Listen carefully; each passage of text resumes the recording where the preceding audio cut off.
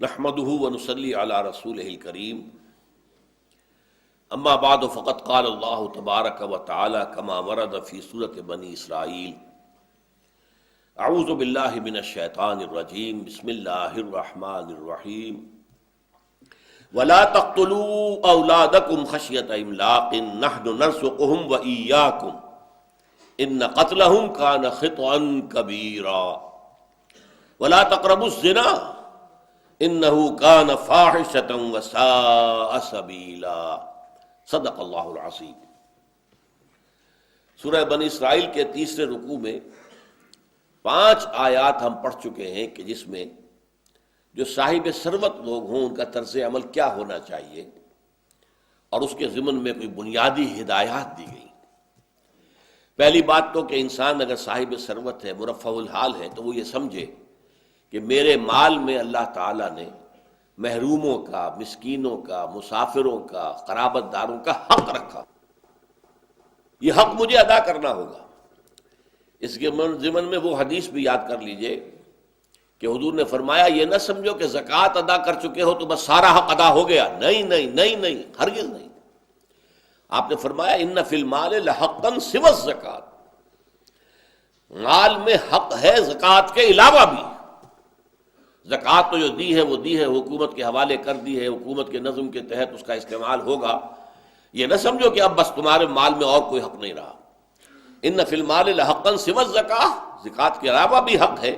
پھر آپ نے وہ آیت پڑھی جو ہم پڑھ چکے ہیں، اس منتخب نصاب کا درس نمبر 2، آیہ بر، وَلَٰكِنَّ الْبِرَّ مَنْ آمَنَ بِاللَّهِ وَالْيَوْمِ الْآخِرِ وَالْمَلَائِكَةِ وَالْكِتَابِ وَالنَّبِيِّينَ وَآتَى الْمَالَ عَلَىٰ حُبِّهِ ذَوِي الْقُرْبَىٰ وَالْيَتَامَىٰ وَالْمَسَاكِينَ وَابْنَ السَّبِيلِ وَالسَّائِلِينَ وَفِي الرِّقَابِ وَأَقَامَ الصَّلَاةَ وَآتَى الزَّكَاةَ، یہاں آتا الزکاة علیحدہ ہے، اور آت المال علی حبہ ذوی القربى والیتامى والمساکین وابن السبیل والسائلین وفی الرقاب، یہ علیحدہ ہے۔ تو یہ تو حق ہے بہت بڑا جس کو سمجھ لینا چاہیے۔ البتہ اس کے ضمن میں یہ ہے کہ اس کا حق ادا کرو گے تبھی جب تبذیر چھوڑ دو گے۔ اگر دولت کو اڑاؤ گے نام و نمود اور نمائش کے لیے تو پھر حق کیسے ادا ہوگا؟ لہذا اس کی ضد جو ہے تبذیر، اس سے روک دیا گیا، ولا تبذر تبذیرا۔ پھر اس کے ضمن میں مزید ہدایات، کسی وقت ہو سکتا ہے کہ تم خود تنگ حال ہو، تنگ دست ہو، تو کوئی اگر سائل ضرورت مند آ گیا ہے تو اس کے ساتھ گفتگو بہرحال نرمی کے ساتھ کرو، اس سے معذرت کرو نرمی کے ساتھ۔ پھر یہ کہ اپنے ہاتھ کو نہ تو بالکل گردن سے باندھ ہی لو کہ اس سے کچھ بھی نہ صادر ہو، کچھ بھی نہ نکلے، اور نہ یہ کہ پورا ہاتھ کھول دو ایسے کہ ساری دولت جو ہے وہ لٹا دو، پھر آدمی کو پچھتانا پڑتا ہے اور لوگ بھی اسے ملامت کرتے ہیں۔ پھر یہ کہ کسی انسان پر رزق کی کشادگی یا تنگی، یہ اللہ کا فعل ہے جو اپنے علم کی بنیاد پر، خبیرم بصیرہ، وہ دیکھنے والا ہے، باخبر ہے ہر شخص کے حال کو، تو ہر شخص کے ساتھ وہ معاملہ اپنے علم کامل کی بنیاد پر کرتا ہے۔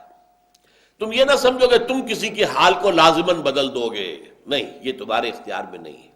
ہاں اپنا فرض ادا کرو، اپنا فرض ادا کرنے کے بعد تم پھر ذمہ دار نہیں ہو، اس کا جو معاملہ ہوتا ہے وہ اس کا اپنا معاملہ ہے یا اللہ تعالیٰ کا معاملہ ہے۔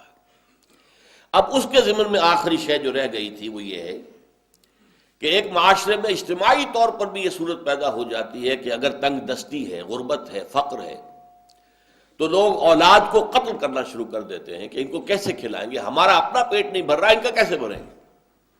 وَلَا تَقْتُلُوا أَوْلَادَكُمْ خَشْيَةَ إِمْلَاقٍ، دیکھو اپنی اولاد کو تنگ دستی کے خوف سے قتل مت کرو۔ نَحْنُ نَرْزُقُهُمْ وَإِيَّاكُمْ، ہم دینے والے ہیں ان کو رزق، اور خود تمہیں بھی ہم دے رہے ہیں۔ تم اگر سمجھتے ہو کہ اپنا رزق خود پیدا کر رہے ہو تو یہ تمہاری حماقت ہے۔ یہ تو ہم ہیں جو ایشو کرتے ہیں اللہ تعالیٰ کے خزانوں میں سے، اللہ تعالیٰ جو ہے وہ دیکھ بھال کر کے ایشو کرتا ہے، یہ اپنی جگہ پر اس کی حکمت ہے، کبھی زیادہ کبھی کم۔ لیکن اس خوف سے کہ ان کو کون کھلائے گا، کون پلائے گا، کون ذمہ داریاں پوری کرے گا، اپنی اولاد کو قتل نہ کرو۔ اس آیہ مبارکہ کے بارے میں ذرا غور سے سوچ لینا چاہیے کہ قتل اولاد ایک تو یہ ہے کہ بچے کو پیدا ہونے کے بعد قتل کیا جائے۔ ان کے ہاں یہ معاملہ خاص طور پر لڑکیوں کے لیے ہوتا تھا، لیکن اس کا محرک دوسرا تھا۔ لڑکیوں کو وہ قتل کرتے تھے اپنی غیرت کے غلط تصور کے تحت کہ ان کی شادی ہوگی اور کوئی ہمارا داماد بنے گا، یہ ہمارے لیے ہمیں قطعاً قابل قبول نہیں. تو یہ ان کی جہالت کا معاملہ تھا. لیکن ایک شکل یہ بھی تھی کہ صرف فقر کی وجہ سے وہ لڑکا لڑکی کوئی بھی ہو اسے قتل کر دیتے تھے. ایک شکل یہ ہے جو آج کی دنیا میں چل رہی ہے، وہ قتل ہے لیکن پیدائش سے قبل، ایبارشن کی شکل میں ہے، مختلف اس کے جو انداز اختیار کیے جا رہے ہیں، اور یہ بالکل حرام ہے. ایک تو معاملہ یہ ہے کہ آپ منع حمل کی تدابیر اختیار کریں، کنٹراسیپٹیوز کو یوز کریں، اس کا معاملہ مختلف ہو جائے گا. اگر عورت کی صحت کی وجہ سے ضروری ہے، یا اپنے عام حالات کے تحت بھی آپ سمجھتے ہیں کہ ذرا اولاد کے درمیان وقفہ رہنا چاہیے، تو بچے کا حق بھی تبھی ادا ہوتا ہے. وہ ماں کا دودھ پی سکے پوری مدت تک، اگر اس سے پہلے وہ حاملہ ہو جائے گی تو وہ دودھ نہیں، بچہ جو محروم رہ جائے گا. تو یہ حکمت بھی ہے اس کے اندر، اور ہمارے پچھلے معاشرے کے اندر اس کے لیے اہتمام ہوتا تھا. لڑکی جو ہے وہ ولادت کے بعد کافی عرصے اپنے میکے میں رہتی تھی، وہ سسرال میں آتی نہیں تھی. بچہ پیدا ہوا اس کے بعد وہ وہاں رہے گی. یہاں تو اب ایسا ہو گیا ہے کہ عین وہ جو 40 دن ہوتے ہیں نفاس کے، ان کے دوران بھی وہ حمل ٹھہر جاتا ہے، اور 9-10 مہینے کے بعد ہی اگلے بچے کی آمد ہو جاتی ہے، اس لیے کہ وہی ہیں، گھر کے اندر ہی ہیں. اور ظاہر بات ہے کہ انسانی نفس کا ایک تقاضا ہوتا ہے، وہ پورا کر بیٹھتے ہیں. غلط ہے، گناہ ہے، کر بیٹھتے ہیں. اس حوالے سے یہ کہ ایک نیچرل جو ہے وہ برتھ کنٹرول جو ہمارے معاشرے میں پہلے ہوتا تھا وہ اب ختم ہو چکا ہے. لیکن یہ ہے کہ اس میں یہ کنٹراسیپٹیوز کے استعمال کی حد تک کوئی حرام والی بات نہیں ہے، اگرچہ اس کے پیچھے جو فلسفہ ہے، مالتھوس کی جو تھیوری تھی کہ آبادی اس حساب سے بڑھ رہی ہے اور ہمارے جو ذرائع ہیں رزق کے، خوراک کے، وہ محدود ہیں. اب اس حوالے سے ایک پوری تحریک چلانا، کنٹراسیپٹیوز کی جو ہے عام لوگوں کے اندر جو ہے اس کی جو اویئرنیس ہے، اس کی آگاہی ہے، وہ پورا کر دینا، جس سے کہ پھر نوجوان ہو سکتا ہے غلط راستے پر پڑے. اور اس کے اندر جو ہے ایک خطرہ ہوتا ہے نوجوانوں کے اندر. ایک نوجوان لڑکی ہے، وہ بچاتی ہے اپنے آپ کو، چاہے یہ کہ اس کا کوئی قریبی تعلق محبت بھی ہو گئی ہے کسی نوجوان سے، پھر بھی ڈرتی ہے کہ اگر کہیں وہ عمل ہم نے کیا تو میں اگر حاملہ ہو گئی تو کیا بنے گا. تو یہ ساری چیزیں جو ہے، لیکن کنٹراسیپشن کے بعد پھر اس کا اطمینان ہے، اس لیے کہ حاملہ تو میں ہوں گی نہیں. تو اس کے اخلاقی مضرات موجود ہیں، لہذا اس کو روکنا چاہیے، اور زیادہ فطری ذرائع سے یہ عمل حاصل ہونا چاہیے، نتیجہ حاصل ہونا چاہیے. لیکن شریعت میں حلال اور حرام بالکل جو ہے واضح ہے. کنٹراسیپٹیو میتھڈز، منع حمل کی تدابیر اختیار کرنا حرام نہیں ہے. اس کے لیے احادیث موجود ہیں کہ عزل کی حضور نے اجازت دے دی تھی، اگرچہ آپ نے کراہت کے ساتھ اجازت دی. ایک جنگ کے موقع پر بہت سی لونڈیاں مال غنیمت میں مسلمانوں کے ہاتھ میں آ گئیں، تقسیم ہو گئی سب کے درمیان. اب وہ سب چاہتے تھے کہ ان سے تمتع کریں، ان سے جنسی رابطہ قائم کریں، لیکن یہ بھی ڈرتے تھے اگر وہ حاملہ ہو گئی تو حاملہ ہونے کے بعد قانون یہ تھا کہ پھر آپ اس لونڈی کو بیچ نہیں سکتے. اس کے ہاں بچہ ہو جائے گا، وہ ولد ہو جائے گی. اب وہ عام لونڈی نہیں رہی، اس کا نام ہوگا ولد. وہ اب ہمیشہ آپ ہی کے پاس رہے گی، اسے آپ بیچ کر پیسے کھڑے نہیں کر سکتے. تو حضور صلی اللہ علیہ وسلم کے پاس صحابہ آئے باز کہ حضور یہ صورتحال ہے، ہم چاہتے ہیں ان سے تمتع کرنا، لیکن یہ اندیشہ بھی ہے، کیا کریں ہم؟ آپ ہمیں اجازت دیں کہ ہم عزل کر لیں. اب عزل جو ہے اسے آج کل کہتے ہیں کوائٹس انٹرپٹس. جنسی عمل پورا ہے لیکن انزال سے پہلے مرد جو ہے علیحدہ ہو جائے، تاکہ انزال جو ہے وہ باہر ہو، عورت کے اندام نہانی کے اندر نہ ہو. تو حضور نے فرمایا جس روح کو آنا ہے دنیا میں وہ آ کر رہے گی، تم کچھ بھی کر لو. انہوں نے پھر بھی اصرار کیا کہ حضور ہمیں اس کے لیے اجازت. آپ نے کہا ٹھیک ہے، یہ کر سکتے ہو تم. تو اس سے نتیجہ یہ نکلا کہ جو بھی کنٹراسیپٹیو میتھڈز ہیں وہ استعمال کیے جا سکتے ہیں. البتہ ایبارشن یہ قتل اولاد ہے. اور اس کے ضمن میں واقعہ یہ ہے کہ میں نے داد دی تھی، داد تحسین دی تھی. پوپ جو ہے اس وقت کا، آپ کو معلوم ہے کہ یورپ میں، مغرب میں ایبارشن کو سمجھا جاتا ہے عورت کا حق ہے، عورت کا حق ہے. اس کے خلاف جو ہے رومن کیتھولکس کھڑے ہوئے ہیں ابھی تک. چنانچہ پوپ کا جو مضمون آیا تھا اس کے خلاف وہ واقعتاً بہت قیمتی تھا، بہت عمدہ مضمون تھا. میں نے اس کی تحسین کی اور وہ اس معاشرے کے اندر بھی ڈٹا ہوا ہے. جب امریکہ گیا تھا پوپ تو اس کے خلاف مظاہرہ کیا تھا عورتوں نے، اس کے خلاف ڈیمونسٹریشن کی، اور اس کو کہا گو بیک، تم جو ہے ایبارشن کے خلاف بات کرتے ہو، لیکن یہ ہے کہ وہ اپنے موقف کے اوپر ڈٹا ہوا ہے۔ تو یہ ہے وہ معاملہ کہ وَلَا تَقْتُلُوا أَوْلَادَكُمْ خَشْيَةَ إِمْلَاقٍ، اگر استقرار حمل ہو گیا ہے اس کے بعد کوئی کام اگر تم کرو گے تو وہ قتل اولاد کے ضمن میں آ جائے گا، جیسے کہ پیدا ہونے کے بعد قتل کر دیا، پیدا ہونے سے پہلے قتل کر دیا، اس میں فرق نہیں۔ وَلَا تَقْتُلُوا أَوْلَادَكُمْ خَشْيَةَ إِمْلَاقٍ نَحْنُ نَرْزُقُهُمْ وَإِيَّاكُمْ۔ اب یہ ہے اصل شے، رزق کے خزانے تو ہمارے ہاتھ میں ہیں، اگر تمہاری آبادی زیادہ ہو جائے گی ہمارے ذمے ہے، ہم پر واجب ہے رزق، لوگوں کا تمام جو بھی مخلوقات ہے ان کا رزق ہمارے ذمے ہے، ہم پہنچاتے ہیں، اور تمہیں اندازہ نہیں ہوتا کہ رزق کے کون کون سے خزانے کھل جائیں گے۔ کچھ عرصے پہلے تک ہمیں سی فوڈ کا کوئی اندازہ نہیں تھا، کس قدر خوراک اور کتنی عمدہ خوراک، ہر قسم کی برائی سے پاک، جس میں نہ کولیسٹرول ہے نہ کچھ اور ہے، نہایت عمدہ لحمن طریہ جسے قرآن مجید نے کہا، تازہ گوشت تمہیں سمندر سے ملتا ہے، سی فوڈ آج دنیا کے اندر وہ بہت ہی مقبول ہے، اور کس قدر جو سمجھئے کہ خزانے ہیں بالکل کہ جو ہمیں معلوم ہی نہیں تھے، نہ اتنے ڈیپ پانی میں جا کر کہیں مچھلیوں کو پکڑنے کا امکان تھا، وہ تو قریب قریب ساحل کے آس پاس چھوٹی چھوٹی کشتیاں جائیں، جال ڈالیں، پکڑ کے لے آئیں۔ یہ جو بڑے بڑے ٹرالرز جو ہیں وہ جاتے ہیں اور جا کر وہ ہزارہا من جو مچھلی جو ہے ایک ایک مرتبہ جو ہے کیچ کر کے لاتے ہیں، اس کا تو اندازہ ہی نہیں تھا پہلے۔ تو یہ دروازے اللہ کھولتا ہے۔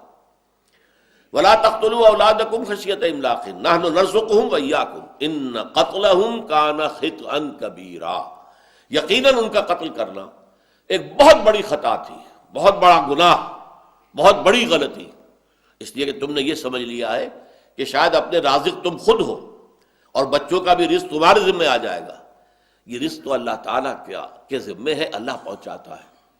نحن نرزقهم وإياكم، ہم انہیں رزق دیں گے اور خود تمہیں بھی ہم ہی رزق دیتے ہیں۔ ان قتلهم كان خطئا كبيرا ولا تقتلوا الزنا انه كان فاحشة وساء سبيلا۔ یہ آیہ مبارکہ بہت اہم ہے۔ اسلامی معاشرے کے اندر سیکس ڈسپلن کہ جذبہ جو ہے انسان کے اندر، جنسی جذبہ، اسے پابند کیا جائے۔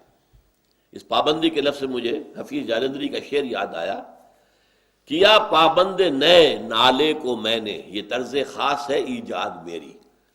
آواز اگر اصولوں کے مطابق آ رہی ہے تو وہ موسیقی کس قدر کانوں کو لبھاتی ہے، اچھی لگتی ہے، لیکن وہی آواز ہڑبونگ ہو جائے، شور ہو، ہنگامہ ہو، کوئی اس میں نظم نہیں ہے، کوئی پابندی نہیں ہے، نہ سر ہے نہ تال ہے، تو ظاہر بات ہے کہ وہ آدمی کے لیے اس کو برداشت کرنا مشکل ہو جاتا ہے اور انسان کی جان پر بن جاتی ہے۔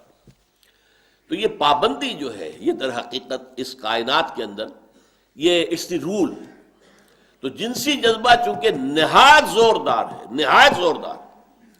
اب یہاں اس معاملے کے اندر میں یہ کہا کرتا ہوں کہ ہمارے جدید جو مفکرین ہیں، مغرب پرست خواتین اور مرد، وہ کہتے ہیں یہ تو مولویوں نے اتنا بڑا مسئلہ بنا دیا، انہیں سیکس ہی سیکس نظر آتا ہے، انہیں ہر عورت کو دیکھ کر سیکس یاد آ جاتا ہے، حالانکہ ہمارا تو یہ معاملہ نہیں ہے، حالانکہ بکواس ہے۔ جس کو وہ کہتے ہیں کہ وہ بابا آدم ہے جدید سائیکالوجی کا، فرائڈ، اس کے نزدیک انسان کے داعیات و محرکات عمل میں موسٹ پاورفل، سب سے زیادہ قوی وہ جذبہ سیکس ہے۔ اس نے تو یہاں تک پہنچائی یہ بات کہ باپ اگر محبت بھری نگاہ سے بیٹی کو دیکھ رہا ہے تو یہ بھی سیکس کی بنیاد پر ہے۔ باپ مرد ہے، بیٹی بھی جو ہے وہ عورت ہے، لڑکی ہے۔ ماں اگر بیٹے کو محبت بھری نگاہ سے دیکھتی ہے تو یہ بھی سیکس ہے۔ تو اس کی تو انتہا یہ ہے، اور وہ کہتا یہ کہ سب سے بڑا محرک یہ ہے۔ آج کے جدید مفکرین کی مصیبت یہی ہے کہ ہر ایک کے دماغ میں ایک چیز سوار ہو گئی اور اس نے اسی کے اوپر سارا ایکسپلین کر دیا، سارا کا سارا جو معاملہ ہے انسانی تمدن کا اسی کے گرد گھما دیا۔ مارکس کو معاشی ضرورت، پیٹ، معاشی، یہ اتنا زوردار نظر آیا کہ باقی ہر شے، اخلاق ہو، کچھ ہو، کوئی شے نہیں ہے، مذہب ہو، اصل شے پیٹ ہے۔ اور فرائڈ کو جنس نظر آیا، کسی اور کو، ایڈلر کو حب تفوق نظر آیا، دی ارج ٹو ڈومینیٹ، کہ ہر ذی روح جو ہے کوشش کرتا ہے کہ وہ دوسروں کے اوپر اپنا جو ہے روب ڈالے، ان سے اوپر ہو جائے، ڈومینیٹ کرے، لوگ اس کا کہنا مانیں، اس کی سنیں اور تابع داری کریں۔ ڈومینیشن کا جذبہ جو ہے، حب تفوق۔ لیکن یہ سب اپنی جگہ ہیں۔ انسان کے اندر پیٹ بھی ہے، اس کے تقاضے بھی ہیں، لازماً ہے، اس میں کوئی شک نہیں۔ جنس بھی ہے، اور جنس کا جذبہ بہت زوردار ہے، اس میں کوئی شک نہیں۔ یہ جذبہ اگر اتنا زوردار نہ ہوتا تو کوئی شادی کرتا ہی نہ۔ بھائی اپنا اکیلے کا پیٹ پالنا، ساتھ ہی ایک اور آ گئی ہے، اس کا بھی پیٹ پالنا ہے۔ پھر وہ بچے جو شروع ہوں گے تو ان کی ساری جو ہے نگہداشت کرنی ہے، ان کو کھلانا پلانا ہے، ان کی تعلیم ہوگی، ان کی تربیت ہوگی، ان کے بیمار ہو جائیں گے تو علاج کی ضرورت ہوگی۔ یہ ساری مصیبتیں کائے کو؟ یہ کیوں انسان بول لیتا؟ اگر یہ جنسی جذبہ انتہائی شدید نہ ہوتا، ہے یہ جنسی جذبہ انتہائی شدید ہے، لیکن اس سے ڈسپلن میں لانا، ایک نظم کا پابند بنانا، یہ ہم پڑھ چکے ہیں سورہ مومنون کی ابتدائی آیات میں بھی، والذین هم لفروجہم حافظون الا علی ازواجہم وما ملکت ایمانہم فانہم غیر ملومین فمن ابتغى وراء ذلک فاولئک هم العادون۔ بالکل یہی الفاظ ایک شوشے کے فرق کے بغیر سورہ معارج میں آئے ہیں۔ تو یہ جو سیکس ڈسپلن اسلام لانا چاہتا ہے، اب اس کے لیے یہاں پر در حقیقت جو اس کا ہدف ہے، مقصد کیا ہے، وہ ہے وَلَا تَقْرَبُوا الزِّنَا، زنا کے قریب تک نہ جاؤ۔ دیکھیے یہاں یہ نہیں کہا زنا نہ کرو، بڑا فرق ہو گیا اس میں۔ زنا نہ کرنا وہ تو ایک فعل ہے جو اپنی ایک انتہا کو پہنچے گا تو اسے ہم زنا کہیں گے، لیکن زنا کے قریب تک نہ جاؤ۔ زنا کے داعیات اور زنا کے مقدمات ہیں، نامحرم چہرے کو عورت کے دیکھنا ارادے کے ساتھ، ایک مرتبہ نگاہ پڑ گئی، دوسری مرتبہ آپ نے جان بوجھ کر دیکھا ہے، یہ بھی زنا ہے۔ حضور نے کہا یہ زنا العین ہے، یہ آنکھ کا زنا ہے۔ آپ نامحرم عورت کا جو بھی حسن ہے اس سے لذت لے رہے ہیں نگاہوں کے ذریعے سے۔ گو ہاتھ میں جنبش نہیں، آنکھوں میں تو دم ہے، رہنے دو ابھی ساغر و مینا میرے آگے، یہ بھی تو ہے۔ پینے پلانے کے وقت سے تو میں گزر چکا، لیکن ابھی ساغر و مینا میرے نگاہوں کے سامنے تو رکھو، مجھے آنکھوں کی ٹھنڈک تو ملے۔ اس طرح نامحرم عورت کی آواز کو سننا اور کان لگا کر سننا، اب اس میں بھی ایک مٹھاس ہوتی ہے، لوچ ہوتا ہے، عورت جن سے نازک ہے اور ہر اعتبار سے اس کے اندر جو ہے اس کا اثر ہے اس کی زندگی کے اندر، یہ بھی زنا ہے، یہ کان کا زنا ہے۔ کسی نامحرم عورت کے جسم کو ہاتھ لگانا یہ بھی زنا ہے، زنا الید، ہاتھ کے لمس کے ذریعے سے انسان جو ہے وہ ایک جنسی لذت حاصل کرتا ہے۔ ان سب کا راستہ روک دیا جائے، اور اس کے لیے ظاہر بات ہے کہ قرآن مجید نے اور حدیث نبوی نے یہ پردے کا سارا نظام اس کے لیے قائم کیا گیا۔ وَلَا تَقْرَبُوا الزِّنَا، زنا کے قریب نہ جاؤ، تو اس سے فاصلے کے اوپر قدغن رکھی ہے۔ یہاں سے آگے بڑھو گے تو اندیشہ ہے کہ تم مبتلا ہو جاؤ گے۔ حسین عورت کو دیکھو گے، تمہارے دل میں تمنا پیدا ہوگی، خواہش پیدا ہوگی، اور تم دل میں تو اس کے خلاف جو ہے اس کے ساتھ زنا کرتے ہی رہو گے، ہو سکتا ہے تمہارے خواب میں آتی رہے، اور پھر یہ ہے کہ کسی وقت موقع ملا تو آگے قدم بڑھا دو گے۔ اس سے بہتر کیا ہے کہ قرآن مجید نے اور حدیث نبوی نے 4 پردے جو ہیں عورت کے لیے لازم کیے، ایک نہیں۔ پہلا پردہ ہے عورت کے اندر، دل کے اندر، حیا، والحیاء شعبۃ من الایمان۔ یہ اصل میں دل کا پردہ اگر نہیں ہے تو باقی پردے آپ اڑا بھی دیں گے تو عورت پھر بھی غلط راستے پر پڑ سکتی ہے۔ لہذا دل میں تقویٰ کا ہونا اور حیا کا ہونا یہ پہلا پردہ ہے۔ پھر ایک پردہ وہ ہے جو نامحرموں سے ہے اور گھر سے باہر جانے کے وقت ہے، وہاں پہ نامحرموں کے ساتھ سامنا ہوگا۔ اس میں یہ ہے کہ پورا جسم جو ہے لمبی چادر کے اندر ملبوس ہو، لپٹا ہوا ہو، ملفوف ہو، اور چادر کا ایک سرا جو ہے اس کو چہرے کے اوپر بھی لٹکا لیا جائے۔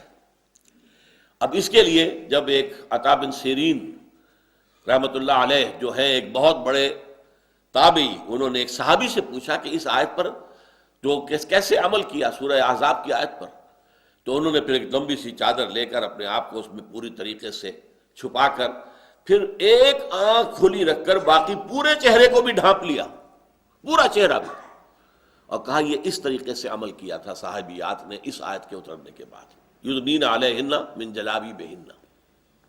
اور یہ میں نے اپنی آنکھوں سے دیکھا ہے۔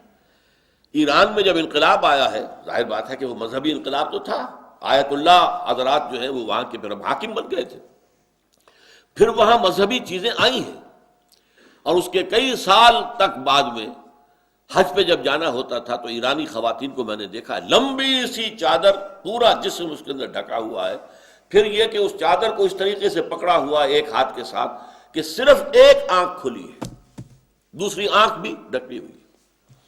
یہ ہے دوسرا پردہ جو نامحرموں سے ہے یا گھر سے باہر ہے۔ تیسرا پردہ ہے اب جو محرموں سے ہے، سوائے شوہر کے، محرموں سے پردہ، باپ سے پردہ، بھائی سے پردہ، بیٹے سے پردہ، سگے بھائی سے پردہ۔ کیوں؟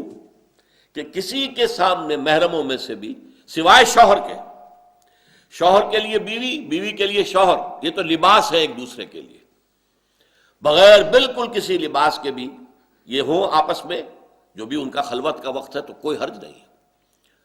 ہن لباس لکم وانتم لباس لہن، وہ تمہاری بیویاں تمہارے لیے لباس ہیں، تم ان کے لیے لباس ہو، تو آپس میں ایک دوسرے کے لیے لباس ہو۔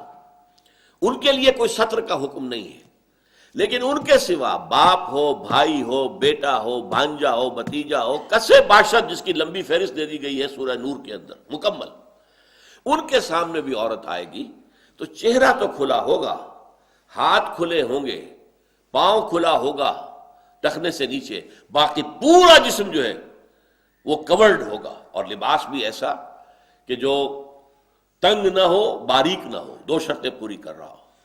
باریک لباس جس میں سے جسم جھلک رہا ہو، نہیں، حرام۔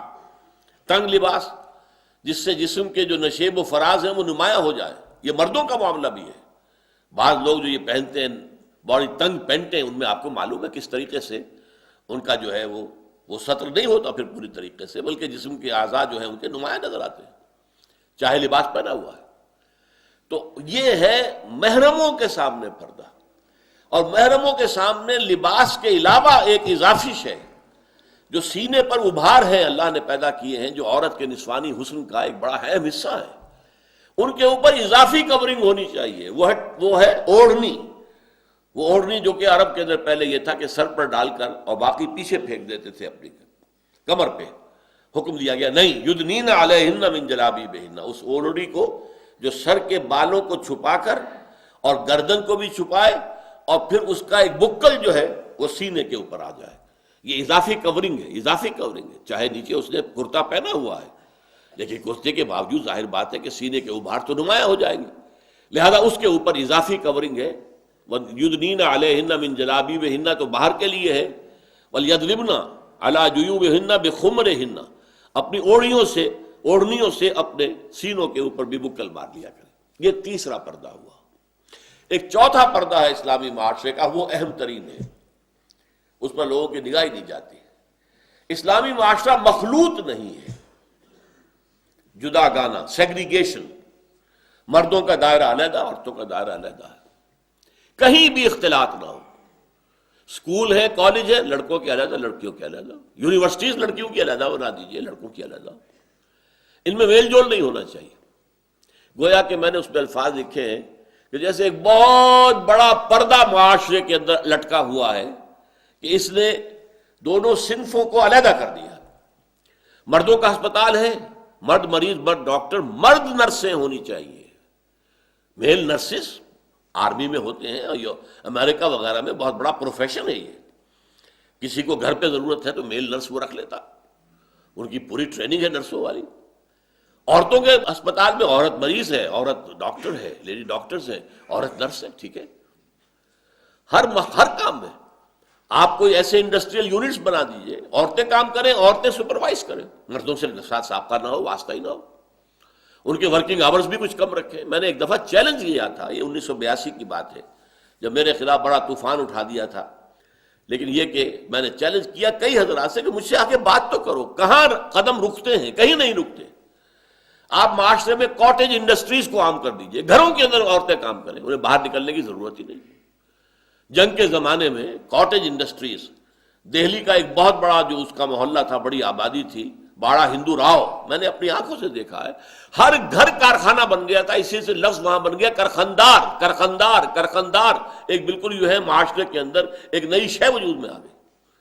کارخانہ ہے، گھر کے اندر بٹن بن رہے ہیں، ایک بٹن بنانے کی مشین لگی ہوئی ہے، بنا رہے ہیں، بچے بھی لگے ہوئے ہیں، عورتیں بھی لگی ہوئی ہیں، کہیں پر بکلز بن رہے ہیں، بکسوئے بن رہے ہیں، کہیں پر یہ ہے کہ نکریں سی جا رہی ہیں، کہیں کرتے سیے جا رہے ہیں۔ یعنی آرمی کا دور تھا، بڑے پیمانے کے اوپر ان چیزوں کی ضرورت تھی۔